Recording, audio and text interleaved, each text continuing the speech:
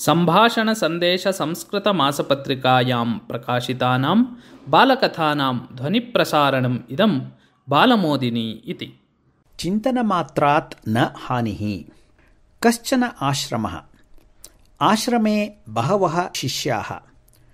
कदाचित् कश्चन शिष्यः गुरुम् उपसर्प्य अवदत्, गुरुवर्य, यदा अहं शारीरककार्यं कुर्वन् भवेयं, यदा च एकान्ते भवेयं, तदा सर्वदा निषिद्धानाम् एव वस्तूनां स्मरणं भवति।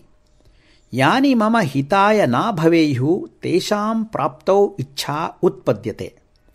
एवं चेत् मम प्रगतिः कथं स्यात्? किं करणीयम् इत्येव न ज्ञायते। एतस्याः दुरवस्थायाः स्मरणात् मनः उद्विग्नं भवति अपि इति। गुरुः उत्तरं किमपि न अवदत्। मन्दहासमात्रं प्राकटयत् सः। शिष्यः पुनः अपृच्छत्, आचार्यवर्य, मम प्रश्नस्य समाधानं किम्? अहं कथं प्रगतिं साधयेयम् इति।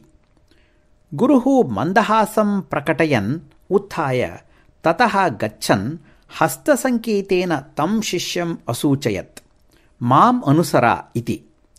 ततः तौ आश्रमात् बहिः गतवन्तौ।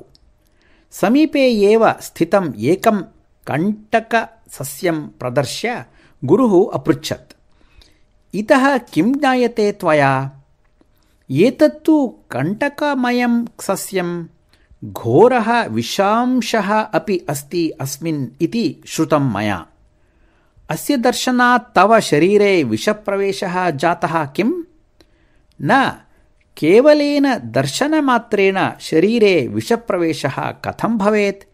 एतस्य विषसस्यस्य पर्णानि, फलं, मूलं वा यदि सेव्येत तर्हि एव कश्चित् विषस्य परिणामं प्राप्नुयात्। तदा गुरुः अवदत्, निषिद्धविषयाणां विषये अपि इयमेव नीतिः अन्विता भवेत्। मनसि तेषां सञ्चारतः न कापि हानिः। अधोगतिकारकेषु अंशेषु यावत् वयं प्रवृत्ताः न भवेम तावत् तेषां स्मरणतः किमपि कष्टं न भवेत्।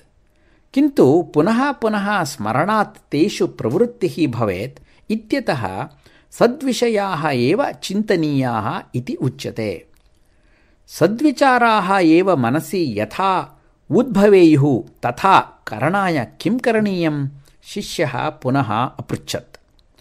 तदर्थं सत्कार्येषु प्रवृत्तिम् अधिकं कुरु। सर्वदा कार्यव्यापृतिः भवेत्। सद्ग्रन्थान् सच्चारित्राणि च पठ। सद्भक्तकथाः शृणु। सज्जनानां सहवासम् अधिकं कुरु। एतस्य सर्वस्य कारणतः सर्वदा मनसि सद्विचाराः एव उत्पद्येरन्।